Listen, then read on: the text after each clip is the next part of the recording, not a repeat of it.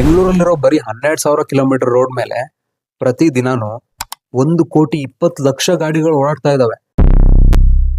Bengaluru traffic ಅಂದ್ರೆ world's 8th wonder ಅಂತಾನೆ ಹೇಳ್ಬೇಕು. ಇಲ್ಲಿ ನೀವು ಕಾರ್ ಸ್ಟಾರ್ಟ್ ಮಾಡಿ ಹೊರಟ್ರೆ, ಯಾವ್ದಾದ್ರು ಸಿಗ್ನಲ್ ಅಲ್ಲಿ ನಿಂತ್ಕೊಂಡ್ರೆ, ಆ ಸಿಗ್ನಲ್ ಮುಗಿಯೋದ್ರೊಳಗೆ ನೀವೊಂದು ಟೀ ಕುಡಿದು 2 ರೀಲ್ಸ್ ನೋಡಿ, ಹಂಗೆ ಯಾರಿಗಾರು ಫೋನ್ ಮಾಡಿ ಮಾತಾಡಿ ಕಟ್ ಮಾಡಿದ್ರು ಸ್ಟಿಲ್ ಅಲ್ಲೇ ಇರ್ತೀರ.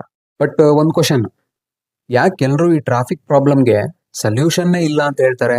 ಇಲ್ಲಿ ಗೌರ್ಮೆಂಟ್ ಇದೆ, ಇಂಜಿನಿಯರ್ಸ್ ಇದ್ದಾರೆ, ಟೆಕ್ನಾಲಜಿ ಇದೆ, ಗೂಗಲ್ ಮ್ಯಾಪ್ಸು ಇದೆ.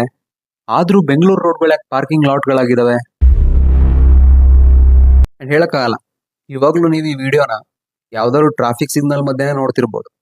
ಡೋಂಟ್ ವರಿ, ನಾನ್ ನಿಮಗೆ ಕಂಪ್ನಿ ಕೊಡ್ತೀನಿ. ಈ ವಿಡಿಯೋಲಿ ನಾವು ಎಕ್ಸ್ಪ್ಲೋರ್ ಮಾಡ್ತಾ ಇದೀವಿ ಯಾಕೆ ಬೆಂಗಳೂರು ಟ್ರಾಫಿಕ್ ಪ್ರಾಬ್ಲಮ್ಗೆ ಸೊಲ್ಯೂಷನ್ನೇ ಇಲ್ಲ ಅಂತ. Reality, myths, facts, everything. Fasten your seat belts. ಇಲ್ಲ, ವೈಟ್ ಬೇಡ ಬಿಡಿ.